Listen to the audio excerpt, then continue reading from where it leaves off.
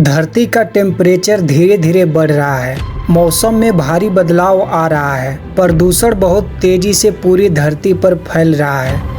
इंसान लगातार जंगलों को काटते जा रहा है और जनसंख्या बहुत तेजी से हमारे धरती पर बढ़ रही है। दोस्तों, वह दिन दूर नहीं है जब यह धरती पूरी तरीके से इंसानों के रहने लायक ना बचे। इसलिए हम इंसान ब्रह्मांड में कुछ ऐसे ग्रहों को खोज रहे हैं जहां पर जीवन संभव हो। सोचने वाली बात यह है कि 5600 से ज्यादा प्लेनेट खोजे जा चुके हैं जहां पर जीवन होगा। हर साल 100 से ज्यादा प्लेनेट डिस्कवर हो रहे हैं। हैरानी की बात यह है कि आज के समय हमारे पास ऐसी टेक्नोलॉजी नहीं है जिस टेक्नोलॉजी की मदद से इन प्लेनेटों पर पहुंचा जा सके। आइए समझते हैं, अगर हमारे पास लाइट के स्पीड से चलने वाली रॉकेट बन जाए तो हम कितने दिनों में इन प्लेनेटों पर पहुंच सकेंगे, और फ्यूचर में वह कौन सी प्लेनेट है जहां पर पृथ्वी के बाद सबसे पहले इंसान रहना शुरू कर देगा।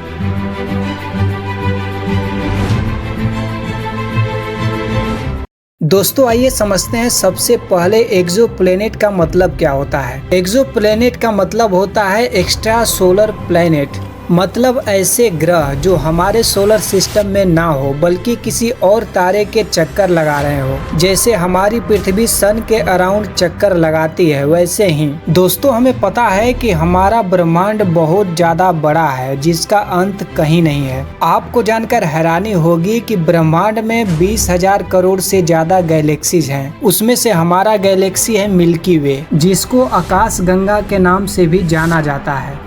आकाश गंगा में टोटल 40,000 करोड़ से भी ज़्यादा स्टार्स हैं। उसमें से एक हमारा सन है यानी सूरज, और सूरज के अराउंड टोटल 8 प्लेनेट चक्कर लगाते हैं, जिसमें से हमारा पृथ्वी एक है। हमारे साइंटिस्ट जानते हैं कि आने वाले समय में हमें पृथ्वी को छोड़ना पड़ेगा, क्योंकि लगातार इंसान पृथ्वी को नुकसान पहुंचाते जा रहा है। इसलिए दुनिया भर के साइंटिस्टों ने एक्सोप्लैनेट की खोज जारी की और आज के समय टोटल 5600 से भी ज़्यादा एक्सोप्लैनेट खोजे जा चुके हैं। सबसे पहला एक्सोप्लैनेट 1992 में खोजा गया था। अमेरिका के एक साइंटिस्ट थे डेल फ्रेल, इन्होंने इस प्लैनेट की खोज की थी। इस प्लैनेट का नाम PSR 1257+12b रखा गया। इस प्लैनेट को जब सबसे पहली बार डिस्कवर किया गया तो किसी को यकीन नहीं था कि यह एक एक्सोप्लैनेट है, लेकिन जब टेलीस्कोप के द्वारा इसकी डिस्टेंस की पता लगाया गया तो जितने भी साइंटिस्ट देख रहे थे वह हैरान हो गए, क्योंकि यह प्लेनेट अपने स्टार के अराउंड उतनी ही डिस्टेंस पे थी जिस तरह हमारी पृथ्वी अपने सन के अराउंड है। उस समय साइंटिस्टों ने केवल अंदाजा लगाया था कि इस प्लेनेट पर वाटर और ऑक्सीजन हो सकता है, क्योंकि उस समय साइंटिस्टों के पास वैसी मशीन नहीं थी जिसके थ्रू यह पता लगाया जा सके कि यह वैल्यू एग्जैक्ट है। बस इतना बताया गया कि यह एक एक्सोप्लैनेट है।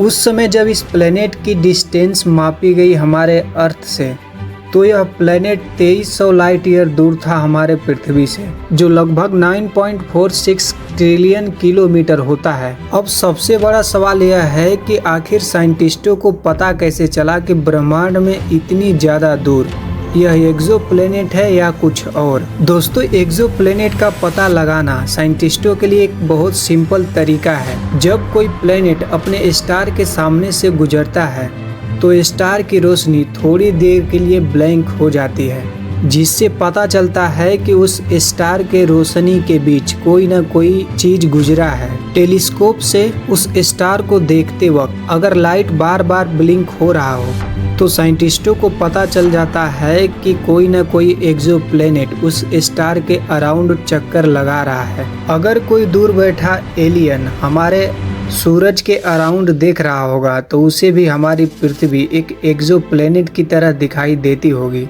आज के समय हमने टोटल 5600 से भी ज्यादा एक्सोप्लैनेट खोज निकाला है। इतने एक्सोप्लैनेट खोजने के बाद भी हम आज के समय इन पर नहीं पहुंच सकते, क्योंकि यह हमारे अर्थ से कई लाइट ईयर दूर एग्जिट करते हैं। आज के समय इन तक पहुंच पाना भी इम्पॉसिबल लग रहा है। आज के समय हमारे पास ऐसी कोई भी टेक्नोलॉजी मौजूद नहीं है जो एक इंसान को बहुत कम समय में और बहुत तेजी से इन प्लेनेटों पर पहुंचा सके।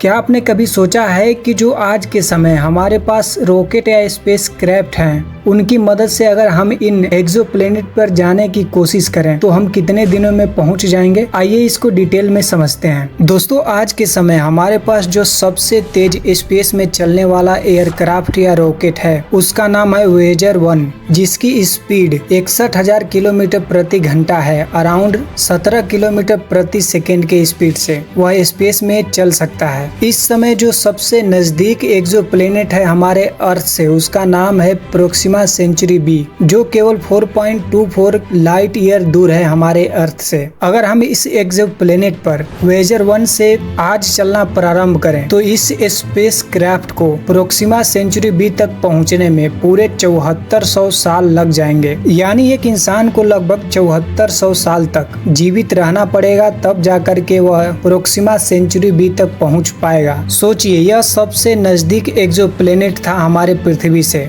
और इस तक पहुंचने में लगभग 74 साल लग गए। तो और सारे एक्सोप्लैनेट इससे कई लाख गुना ज्यादा दूर हैं, तो उन तक पहुंचने में कितना समय लगेगा। लेकिन अगर हमारे पास लाइट के स्पीड से चलने वाली कोई रॉकेट या स्पेस क्राफ्ट बन जाती है तो हम बहुत कम समय में ही इन सारे एक्सोप्लैनेट पर आसानी से पहुंच सकते हैं। दोस्तों, एक लाइट की स्पीड होती है 3 लाख किलोमीटर पर सेकेंड, और अगर हमें प्रोक्सिमा सेंचुरी बी तक, जो केवल 4.24 लाइट ईयर दूर है हमारी अर्थ से, उस तक पहुंचने में हमें केवल 4 साल का समय लगेगा। यानी अगर लाइट के स्पीड से चलने वाली कोई भी रॉकेट बन जाए तो इंसान दुनिया के किसी भी प्लेनेट पर जा सकेगा, चाहे वह प्लेनेट यूनिवर्स में कहीं भी हो। दोस्तों, लेकिन अभी के समय हमारे पास ऐसी कोई भी टेक्नोलॉजी नहीं है जो किसी भी वस्तु को या किसी भी रॉकेट को लाइट के स्पीड से कहीं भी भेज सके। फिजिक्स के हिसाब से जैसे जैसे कोई भी ऑब्जेक्ट लाइट के स्पीड से चलता है उसका मास बढ़ते जाता है और उसको चलने के लिए इनफाइनाइट एनर्जी चाहिए, जो अभी के टाइम में ह्यूमनली पॉसिबल नहीं है। लेकिन आने वाले 1000 सालों के अंदर हमारे पास कई ऐसी टेक्नोलॉजी होगी जिसकी मदद से हम किसी भी रॉकेट को लाइट की स्पीड से भेज सकेंगे, क्योंकि इंसान इस पर बहुत तेजी से काम कर रहा है। हमारे साइंटिस्ट एंटीमीटर प्रोपल्जन के मदद से रॉकेट टेक्नोलॉजी पर काम कर रहे हैं। उनका मानना है कि एंटीमीटर से बनने वाला रॉकेट लाइट के स्पीड के करीब जा सकता है। आज के समय एंटीमीटर बनाना और स्टोर करना बहुत ही मुश्किल और महंगा है। आने वाले 100 सालों में हम ऐसा कर पाएंगे। और तो और लेजर सेल और लाइट सेल स्पेस क्राफ्ट पर भी काम चल रहा है। यह नासा का आइडिया है जो सुपर लाइट स्पेस क्राफ्ट बनाने की कोशिश कर रहा है। अभी के समय इनका मानना है कि लगभग 20% लाइट के स्पीड से हम इसके थ्रू किसी भी रॉकेट को स्पेस में भेज सकते हैं। और अगर यह टेक्नोलॉजी अच्छे से काम कर गई तो इनका मानना है कि 20 साल में प्रोक्सिमा सेंचुरी बी तक हम पहुंच सकते हैं। दोस्तों, अभी के टाइम में हमारी साइंस और टेक्नोलॉजी इतनी आगे नहीं है कि लाइट के स्पीड से एक रॉकेट या स्पेस क्राफ्ट बना सके। लेकिन आने वाले फ्यूचर में जैसे जैसे हमारी टेक्नोलॉजी बढ़ेगी, हो सकता है कि लाइट के स्पीड से कोई भी स्पेस क्राफ्ट स्पेस में भेजा जा सके। बहुत बहुत धन्यवाद आपका इस वीडियो को देखने के लिए। मिलते हैं एक और वीडियो में एक और नई जानकारी के साथ। तब तक के लिए जय हिंद।